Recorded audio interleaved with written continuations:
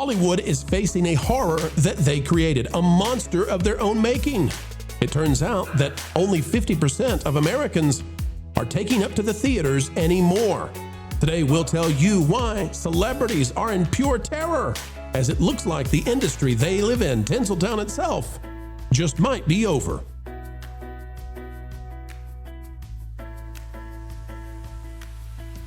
Hello folks, hello friends, welcome back yet again. Another video of excellence on the way. And as we get underway, consider clicking the like button, drop a comment down below, and if you're not yet subscribed, just know every single day we're working hard to earn that click from you. All right, folks, taking a look at this. Variety, Kennedy French has this one. Variety says only half of Americans went to a movie theater in 2025, according to a Pew study. Now, this is not good for Hollywood because those numbers are dramatically lower than they anticipated and lower than they have been, perhaps in more than a century. With the Academy Awards approaching to celebrate the year's best films, a new survey offered a reality check about moviegoing.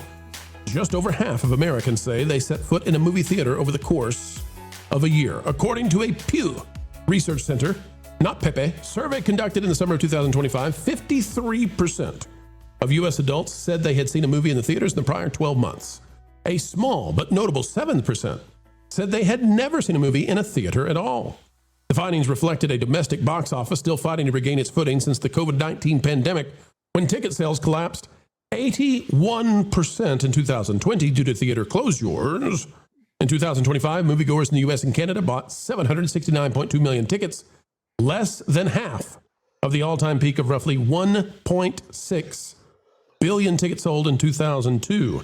Now, the reason I love this number, and this made it into the rotation for news articles we were going to cover, is because we are constantly told about revenues. And I'm here to tell you that revenues don't matter when it comes to all of the merchandising, all the sales, and the Blu-rays, and the streaming, and yada, yada, yada. What matters is butts and seats. What matters is your cultural impact. And Hollywood is half of what it used to be. The number of tickets sold, down half in 2 decades. Before we even go into this, Lou, you've been in the industry forever. Well, not forever, Lou. I don't make you feel old, but it only feels that way some days. Lou, your thoughts on this news? It's half of what it was. Well, just part of my purpose in being here is to say things that people don't expect. But when there's an obvious joke, it's also my duty to make it, which is simply this: if there was less pew in the theater, more people would go. Oh, get rid of the pew. I got it. Ha, ha, ha. All right, Lou, what do you make of half? Golly, I wonder, it would be, of course, they didn't have surveys like this back in the day. But what do you suppose the number would be for that in 1940, 1950, 1960, 1970? If somebody said, well, I never go to the movies, people would look at them like they were from Mars. I mean, it would just be that bizarre, but not anymore. Not anymore. If we take a look. And by the way, what you said about judging on revenues and what have you, when putting aside inflation per se, and just take the fact of the differential in revenue between the large screen formats and the regulars, and the fact that those didn't exist the way they do, its numbers of butts and seats only mean as much as they do because of the large screen theaters. If we didn't have those, it would mean even less. Right.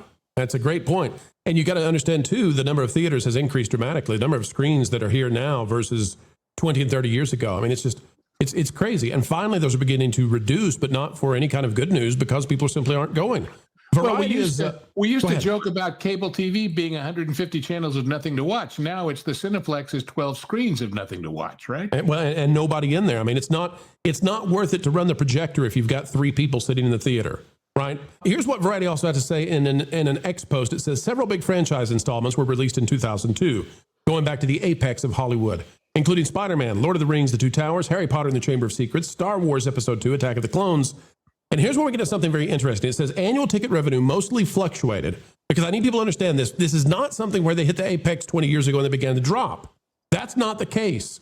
Annual ticket revenue mostly fluctuated between $14 and $16 billion, adjusted for inflation, during the 2000s and 2010s, but plummeted to less than $3 billion in 2020, and it never recovered. Now, Congressman Lee, I'm going to go to you because if it dropped in half, the question I think we're all asking is, which half's not going anymore? And I think I know. I think I know the half of the society that said, you know what? I think you hate our guts and we're not going to go watch your stinking stars no more. What do you make of this, Congressman Lee? Yeah, it's people like us. It's people Yeah. like us. And I've been seeing some people in the chat as well, and they're saying they love anime. They love Korean dramas and Korean cinema. There is a Korean movie that came out recently called The King's Warden, and I watched it when it first came out 2 months ago when I was in Korea, and I bawled my eyes out. It was a spectacular work of film. It just completely, just the writing, the characters, the acting, everything about it was so compelling. And I'm like, dang, every single seat was taken. And as much as Korea and Japan have a rep for being super isolated and suicide rates are high, people are always like glued to their phones and their screens, movies are doing better than ever in Korea and in Japan. Seats are being filled. The biggest reason is why, if you look at Japanese stars and Korean celebrities, they don't chastise their own audience.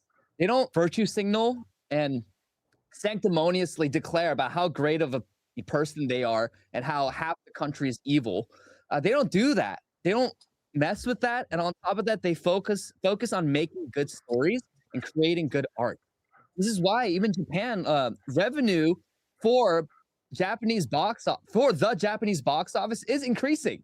It's insane. As you see in America, it's going down every single year. Less and less people are going to movies, but in Japan and Korea, more people are going to movies. It's because still in Korea and Japan, there's a lot of great stories, great original, creative, new novel ideas coming out, and it sticks by timeless themes while also offering something fresh and exciting and entertaining. At the end of the day, the question is it entertaining? And these people, what movies did they grow up on? Because I bet they were really good Hollywood movies from not that long ago. Oh yeah, absolutely. Because Sergio Leone always talked about how during World War II everybody just died in Italy because they weren't getting the American movies they used to get, the westerns and the mysteries and everything, and that's where they learned the craft of storytelling. Yes, by watching great storytellers do their thing. Well, anybody who was born today and starts watching American movies for storytelling lessons, they're going to want their tuition back. Let's just put it that way. That's another great point, is that America sacrificed its cultural exportation, not exploitation, exportation, the export of culture. We sacrificed it on the altar of ideology. And what was the biggest movie last year in terms of cultural impact? K-pop Demon Hunters, inspired at least by Asian culture. What's going to be the biggest movie possibly this year? New Super Mario Brothers, properties that are owned by a company in Japan. Exactly. We've got One Piece that just landed on streaming, and everybody in America is going crazy over this show. So it's not just the silver screen; it's beyond. This has been, I think, Hollywood abdicating its position and saying, you know what, we'll give it over to Japan, to Korea, and to all of these other places that didn't lose their minds in the last decade. I don't know if you guys have seen the One Piece live action season 2. I've seen it in full. It's really good. Like, DA, I know you guys were talking about it recently. It's really good. And I know it's not, it's a little cringy at times. It's a little very goofy, cringy. it's a little silly, very cringy. But you know what it does? It actually honors the source material to the best way that important. I think that they can. And if they had one goal, entertain.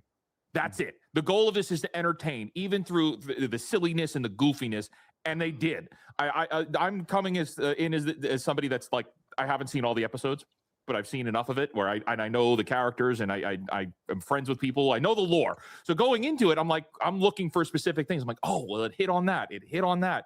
It's really good. But another point I want to throw out, Pro, and get the panel's input too. When we pulled up that article a second ago, it had 2020 and it loved to drop the COVID numbers, right? What movie was big in 2020 and 21? Spider-Man No Way Home, which brought in, even in an age when everybody's afraid to go outside, afraid to go to the movies, you still had sold out theaters because people were still interested in seeing what you had to. I think that was the last big one. I think Spider-Man No Way Home was after that, it was like, okay, now there's nothing else to get me to go out. That movie did $260 million domestic opening weekend. That's huge. So, and during the time when it was you had to wear a mask to see that movie. and people still went to see it. Now you could see anything at any time, and what's out is not worth your time. And when you leave the theater, you wish you had a mask to hide the fact that you went to see that, Drek. Yeah, absolutely, Lou. Absolutely. You know what Spider-Man taught us, besides the fact that this post-pandemic, excuse that studios were using when they pulled stuff like Turning Red, that was a bunch of bunk. The other thing that it taught us was, it said, here's what happens when you actually give the audience what it wants. Derek, this was the opposite of subverting expectations. It was delivering the kind of expectations that audiences had and over-delivering to them. Hollywood has elected not to do that now for a decade. They're absolutely obsessed with messing up all the franchises. In fact, there are very few franchises even left from the West. Lord of the Rings is one of the few remaining, and Fake Wizard will lose his mind if they mess with that. You've got Narnia that they're determined they're going to destroy in just a few. So, Derek, this is all at Hollywood's own beck and call of making sure they ruined their industry. Well, what's Spider-Man's, famous tagline? With great power comes great responsibility. Hollywood has these great, powerful franchises, right? They have these amazing franchises like Spider-Man, like the Avengers, like Marvel, like Star Trek, like Star Wars. And with the exception of the very few, they have absolutely ran them into the ground to the point that audiences no longer trust Hollywood to entertain them. So where are they going? They're going to video games. They're going to social media. They're going to anime. Okay. I got it. Oh, you see in my background, man. It's all anime over here because this is where the future is, because Hollywood has abdicated the throne. All right. Like you said, Pro, Hollywood used to spread Western culture far and wide all over the world. All right. Some peoples in some countries, their first experience with America was through a Hollywood movie. Hollywood has given that up and they've handed it over to the East. And now the East is running it. You talked about K-pop Demon Hunters. You see where anime is at. All of these cultural influences that we used to own have gone. And why? Because Hollywood chooses to woke up everything it touches. They won't just let it be, hey, look, this is what we got with, Marvel, Star Wars, whatever. Nope, we have to add DEI to it. We have to race swap somebody because the message is far more important than just entertaining audiences. And audiences have figured it out. And they said, you know what? This is what you're going to do? Cool. I'm going to go watch something else. I am no longer beholden to Hollywood like we used to be. We used to have to go to Hollywood for all of these, cultural, major entertainment options. Now video games. All right. I can play a video game. I can watch anime, streaming. It's all over the place. So Hollywood has lost its power and it's not coming back. They have lost the entirety of Gen Z, in my opinion.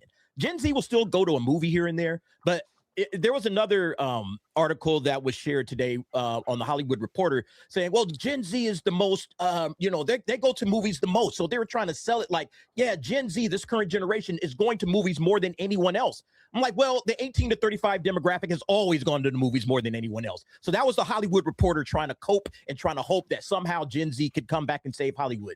They're gone. All right. They're absolutely gone. They're not coming back. They have moved on. And now Hollywood has to pick up the pieces. And remember that article that came out a couple of months ago where Hollywood needed new IP, or Disney wanted new IP. Remember that to try to sell to the Gen Z men, because they know that Gen Z men aren't going to the movies. And so they're trying to bring them back. They had them during the Marvel Cinematic Universe. My kids, all Gen Z kids, grew up with the Marvel Cinematic Universe. Now they want nothing to do with it. Absolutely. And Hollywood is now going through this situation. And I'll tell you this, you go back to The Last Jedi, and they were so proud to destroy the heroes and the mythos that people believed in. It's gotten to the point now where Tulsa, Oklahoma, has more in common with Tokyo and Seoul than with Los Angeles. And that's a huge problem within our society. The Hollywood Reporter is saying that Jamie Lee Curtis has seen Hollywood's crisis up close in her shift to producing. Quote, I see the list of actors who are available for work. And when you start going down these lists, these are people who have starred in movies, had their own TV series, and they're willing to go on tape for a small part in either your movie or your TV show. Why? It is a desperate time. There is very little work available, but they did it to themselves. Lauren, your thoughts on the situation here where the Eastern mythos and the IPs are the only ones left standing because we destroyed all the stuff in the West? It goes back to, again, having respect for the source material. That's really what we're all talking about. And when you create a property that is fortunate enough to hit with an audience, when you gain a fan base, those are the folks that made your bones. And when you forget that, when you start deciding that you want a different audience, it's a recipe for destruction. The reason that the Eastern stuff is hitting in the Western market is because they can tell that, one, they respect their audience, and two, they respect what they created.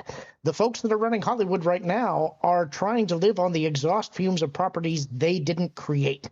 So they don't have a respect for it. They don't respect the audience because they see them as old and passé. They want their new modern hip audience, and they think that they have to change it to appeal to them.